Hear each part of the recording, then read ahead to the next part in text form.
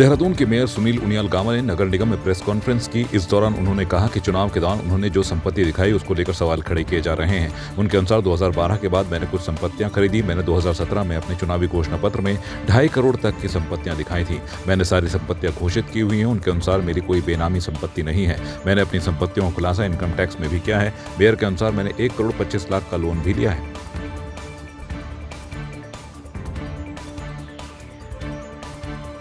आज पत्रकार बंधु मुझे कल से लगातार फोन कर रहे थे कि आपसे मिलना है, तो मैंने कहा आज मैं सबको इकट्ठा यहाँ पर नगर निगम में बुलाकर जो विषय चल रहा है उसमें अपना विषय आपके सामने रखूं।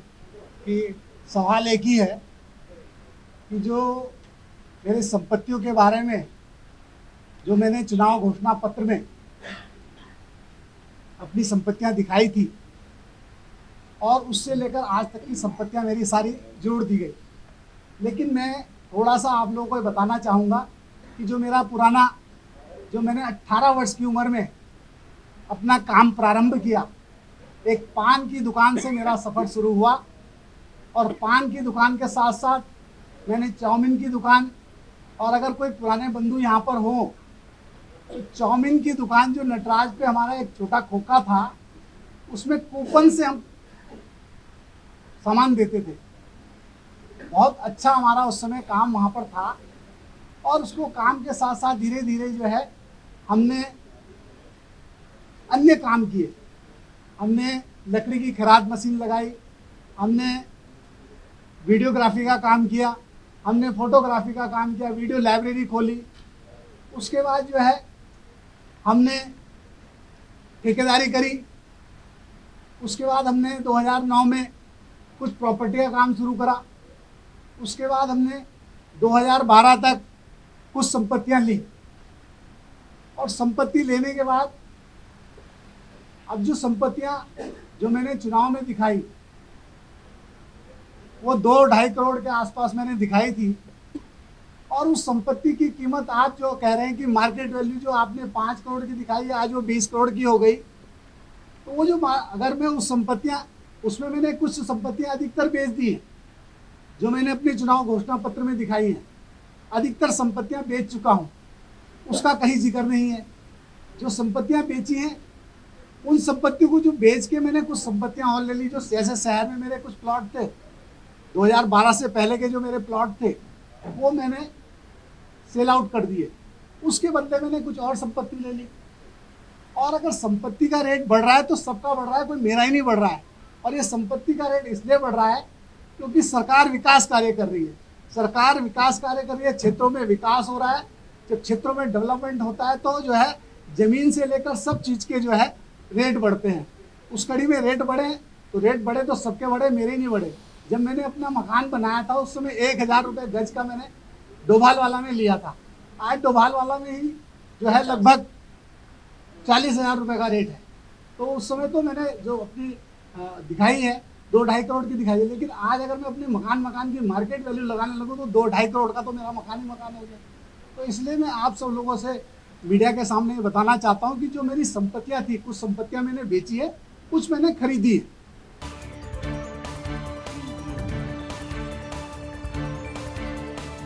कांग्रेस के राष्ट्रीय प्रवक्ता चरणदास द्वारा देहरादून कांग्रेस कार्यालय में प्रेस वार्ता की गई, जिसमें उन सभी पहलुओं को उठाया गया जिसकी वजह से राहुल गांधी की सदस्यता को खत्म किया गया है। इस दौरान चरणदास ने केंद्र सरकार पर तानाशाही रवैये के गंभीर आरोप लगाए। चरणदास ने कहा कि भारत के हर नागरिक को अपनी बातें रखने की आजादी संविधान देता है, लेकिन बीजेपी सरकार के तानाशाही रवैये की वजह से आज लोकतंत्र खतरे में नजर आ रहा है।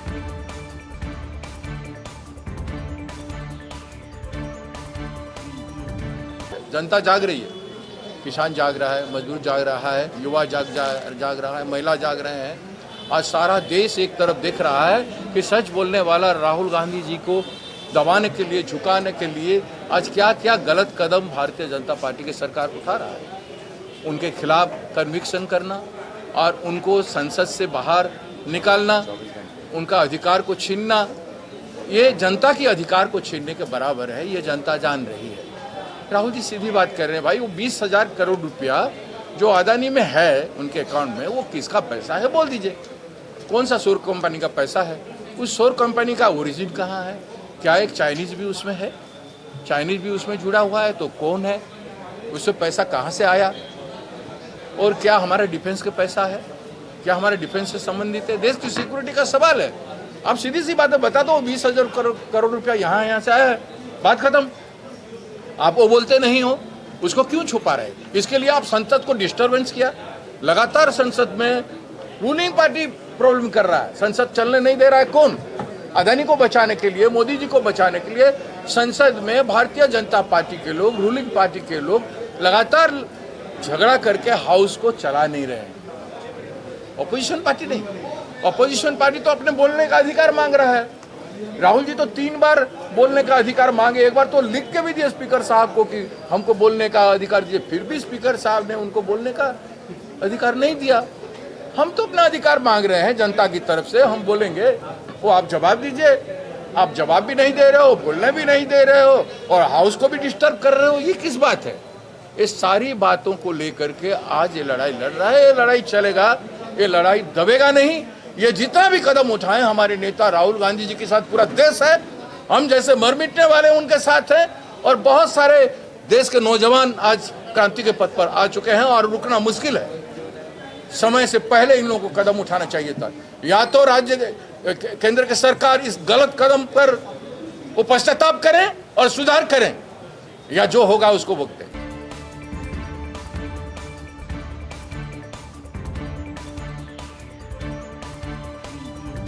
नगर पालिका परिषद में शहरी विकास विभाग के अधिकारियों की जांच टीम पहुंची, जहां पर उन्होंने नगर पालिका परिषद के दस्तावेजों की जांच की और रिपोर्ट शासन को देने की बात कही। शहरी विकास विभाग के अपर निदेशक अशोक पांडे ने बताया कि नगर पालिका मसूरी में अनियमितताओं की शिकायतें शहरी विकास विभाग को मिली थी, जिस पर उच्च अधिकारियों द्वारा जांच के आदेश दिए गए। इसी के संबंध में आज नगर पालिका में दस्तावेजों की जांच की गई। उन्होंने बताया कि विशेषकर निविदाओं में अनियमितताओं को लेकर शिकायतें मिली थी, जिसकी जांच कर रिपोर्ट शासन को भेज दी जाएगी।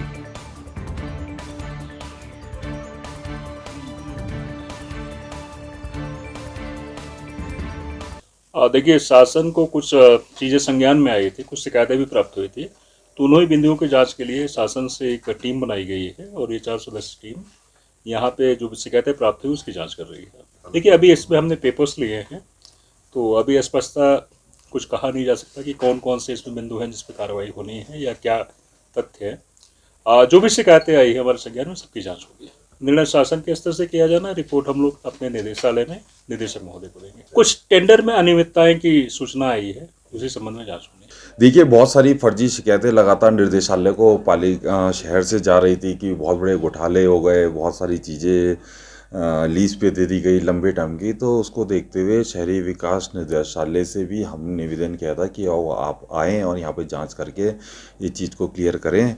और क्योंकि लगातार वहाँ पे झूठी शिकायतें जा रही थी, तो इस क्रम में ये जांच शुरू हुई है और हम इस जांच का स्वागत करते हैं। मैं आपको बताना चाहूँगा कि मेरा कार्यकाल लगभग 4.5 साल मैंने यहाँ पे लगभग पूरे किए हैं और इसी वजह से पूरे किए हैं क्योंकि हमने कुछ भी गलत कार्य इस 4.5 साल में नहीं किए हैं। जो भी टेंडर हुए हैं, जो भी निविदाएँ हुए हैं, नियमपूर्वक हुए हैं, नियम से हुए हैं और अधिशासी अधिकारी ने किए हैं, पूरे नियम पूर्वक करें हैं। और मुझे पूरी उम्मीद है कि ये दूध का दूध और पानी का पानी बहुत जल्द इस जांच से हो जाएगा। सभी को पता है निकाय चुनाव निकट हैं, झूठी शिकायतें लगातार निदेशालय और शासन में जाती रहती हैं और इसी की क्रम में ये जांच अगर हो जाएगी, मैं इसके स्वागत करता हूँ। सब चीज़ें इसमें क्लियर हो जाएगी। बिल्कुल हर जांच, हर कार्य पालिका बोर्ड बैठक से स्वीकृत है। कोई भी कार्य बिना बोर्ड की स्वीकृति के बिना नहीं किया गया है। जो भी निविदाएं की गई हैं वो शासन से परमिशन लेने के बाद ही करी गई हैं। और बहुत खुशी है कि जो निविदाएं हमने करी है उसमें बहुत बड़ा राजस्व का एक जो इंक्रीज़ हमारा हुआ है। कमनी गार्डन 1 लाख रुपए साल पे था, वो आज 67 लाख रुपए साल पे चला गया है। तो इसमें मसूरी नगर पालिका को बहुत जो ये कार्य हैं इनमें बहुत अच्छा वित्तीय जो फ़ायदा इन निविदाओं से मिला है। सबको पता है कि ये राजनीति है और मैं उसमें कुछ नहीं बोलना चाहूँगा, लेकिन इस जांच से सब चीज़ें क्लियर हो जाएंगी कि पालिका में जो भी कार्य हैं वो सब नियमपूर्वक हुए हैं। नगर पालिका परिषद सभागार में स्वच्छता सर्वेक्षण 2023 और G20 महोत्सव के तहत महिला दिवस को मनाने के तहत विभिन्न कार्यक्रम आयोजित किए गए, जिसमें स्कूली छात्राओं के साथ ही शहर के विभिन्न संस्थाओं की महिलाओं ने प्रतिभाग किया। नगर पालिका द्वारा आयोजित कार्यक्रम में वेस्ट कूड़े से बनाए गए सामानों की प्रदर्शनी भी लगाई गई। साथ ही नुक्कड़ नाटक कार्यक्रम आयोजित किए गए और मशाल रैली निकाली गई, जिसमें महिलाओं ने बढ़ चढ़कर भागीदारी की।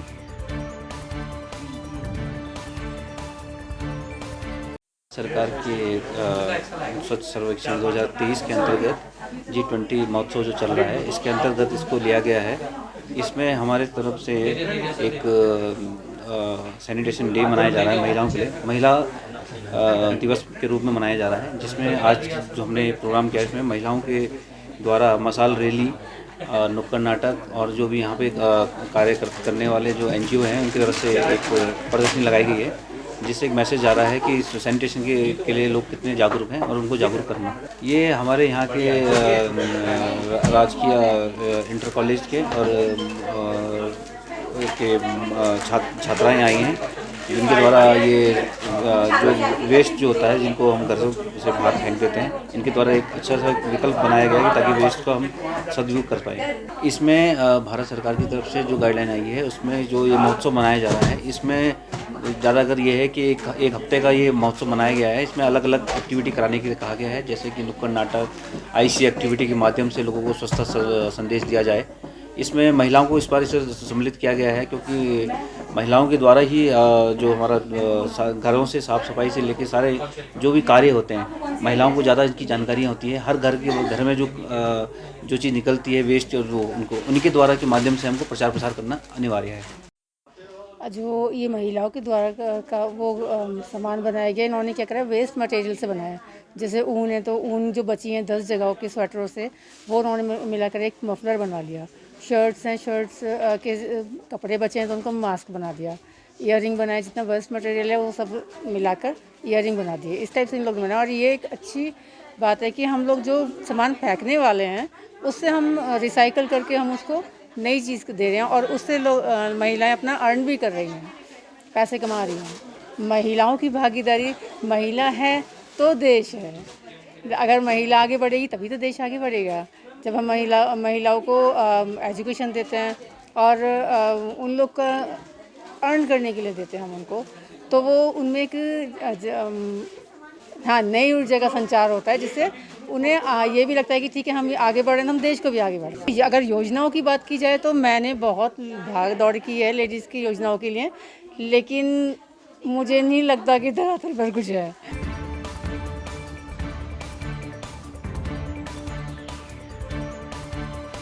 विधानसभा अध्यक्ष रितु खंडूड़ी ने अपने 1 साल का कार्यकाल पूरा होने पर एक प्रेस वार्ता का आयोजन किया। इस दौरान कोटद्वार विधानसभा में उनके द्वारा किए गए विकास कार्यों को गिनवाया। इस मौके पर उन्होंने कहा कि कोटद्वार में टूरिज्म को बढ़ाने के लिए कण्व आश्रम को उत्तराखंड के टूरिज्म से जोड़ा जाएगा, और कहा कि शिक्षा विभाग में स्कूलों को दुरुस्त करने के लिए लगभग 1 करोड़ 10 लाख रुपए दिए गए हैं, और कोटद्वार बेस हॉस्पिटल को दिल्ली एम्स से जोड़ने का प्रयास किया गया है। मैं तो सोचना चाहूँगी कि 1 साल में थोड़ा ही, चाहे छोटा ही, मैंने कुछ प्रयास किया है, वो कहीं ना कहीं कारगर हुआ है। शिक्षा में करीबन 1 करोड़ 10 लाख मैंने शिक्षा स्कूलों को ठीक करने के लिए दिए हैं। हॉस्पिटल में मैंने ये प्रयास किया है कि एम्स के डॉक्टर्स के साथ हम अपने हॉस्पिटल को जोड़ें। प्रयास ये करा है कि जो यूकोट वीपे वाला जो योजना सरकार लेकर आई है, उसमें हम लोगों को, डॉक्टर्स को इनकरेज करें कि वो कोटद्वार में आएँ। टूरिज़्म में ये प्रयास रहा है कि कर्ण आश्रम को धीरे धीरे हम किस तरह से इस लेवल पे ले आएँ कि हम टूरिज़्म को, उत्तराखंड के टूरिज़्म को कर्ण आश्रम के साथ जोड़ पाएँ। सिंचाई हो, पानी हो, बिजली हो, हर फील्ड में छोटे छोटे कॉन्ट्रीब्यूशंस किए हैं, ताकि लोगों का जो जीवन जीने का में थोड़ी सी कुछ हम इम्प्रूवमेंट ला सकें, कुछ थोड़ा सरलता ला सकें। तो ऐसा मेरा प्रयास पूरे 1 साल में रहा है। देखिए, STP की हमारे जो STP प्लांट है 100 करोड़ का करीबन है, वो नमामि गंगे द्वारा सैंक्शन हो चुका है, सैंक्शन होने वाला है। बस एक छोटी सी उसमें कुछ लैंड की इशू आ रही है, लेकिन मुझे विश्वास है अगर 31 मार्च तक नहीं तो अप्रैल में हम उसको कर लेंगे। और वो STP बहुत ज़रूरी भी है कोटद्वार के लिए, वो जल्द होगा।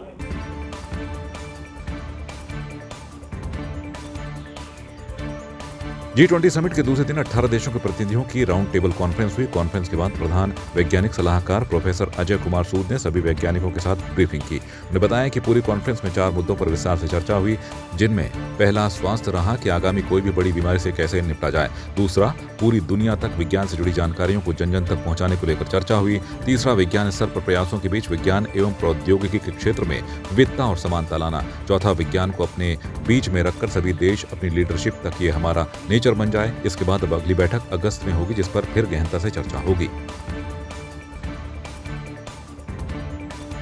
देखिए, पहला मुद्दा सबसे बड़ा ये था जो ह्यूमैनिटीज़ को चैलेंज कर रहा है कि हम फ्यूचर पेंडेमिक्स को कैसे बचाएं, जिसमें ह्यूमन हेल्थ, लाइफ स्टॉक जो हमारे अपने पशु हैं और वाइल्ड लाइफ एनवायरनमेंट, इनको मिला के हम ऐसा बनाएं कि एक मिल के प्रोग्राम बने जो सारी कंट्रीज़ एक दूसरे से कोऑपरेट करें और उसमें सर्वेलेंस मैकेनिज़्म हो, नई वैक्सीन का इजाद कैसे होगा, क्या इसमें हमें रखना पड़ेगा, SNT इंटरवेंशन सब हो रहा है।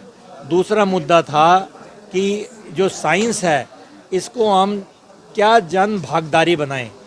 इसको जन भागीदारी के लिए हमें बहुत कोशिश करनी पड़ेगी और सारी कंट्रीज़ इसके लिए उत्सुक हैं कि इसको जन भागीदारी बनाया जाए। तीसरा मुद्दा था कि जो हमारी डाइवर्सिटी है, जो इक्विटी, सबको इक्वल मिले मौका और सभी इंक्लूडेड हो, इंक्लूजन हो और एक्सेसिबिलिटी हो, इसको लेकर हमारे क्या पॉलिसी इश्यूज होने चाहिए। तो ये पॉलिसीज इश्यूज भी आज डिस्कस हुए।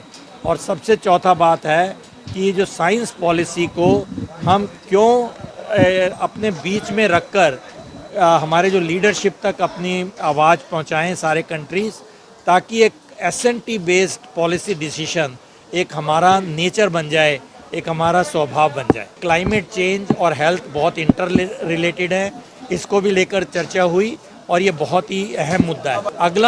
अगली अगस्त एंड में एक मीटिंग रहेगी जो हम आपको एकदम अभी कुछ दिनों में अनाउंस कर देंगे।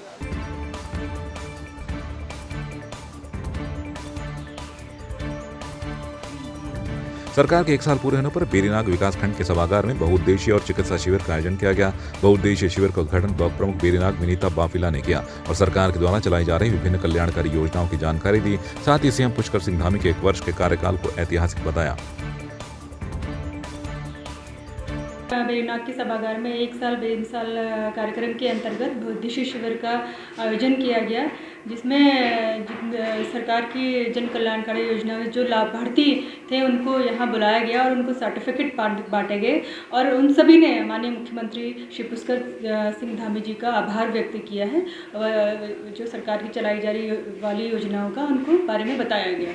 एक जो है बहुउद्देशीय शिविर और चिकित्सा शिविर का आयोजन जो है ब्लॉक में किया गया था और इसके तहत यहाँ पर जो है सभी विभाग के लोग आए थे और अपनी अपनी विभाग की जो सरकार के द्वारा या केंद्र सरकार, राज्य सरकार के द्वारा योजनाएं चलाई जा रही हैं उनके संबंध में उन्होंने जानकारियाँ दिया।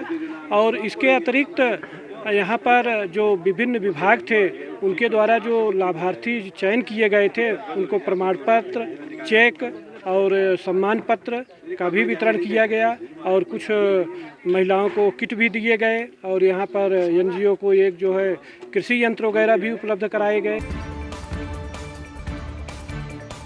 RSS प्रमुख मोहन भागवत हरिद्वार पहुंचे, जहां हर की पौड़ी के पास VIP घाट पर योग गुरु बाबा रामदेव के साथ एक कार्यक्रम में मौजूद रहे। इस दौरान उन्होंने दिव्य मंत्रोच्चारण के साथ 108 बार पावन गंगा जल से मंगलाभिषेक किया और सन्यासियों को संन्यास दीक्षा भी दी। वहीं आज 4:30 बजे गृह मंत्री अमित शाह द्वारा पतंजलि विश्वविद्यालय के नवनिर्मित भवन का उद्घाटन किया जाएगा।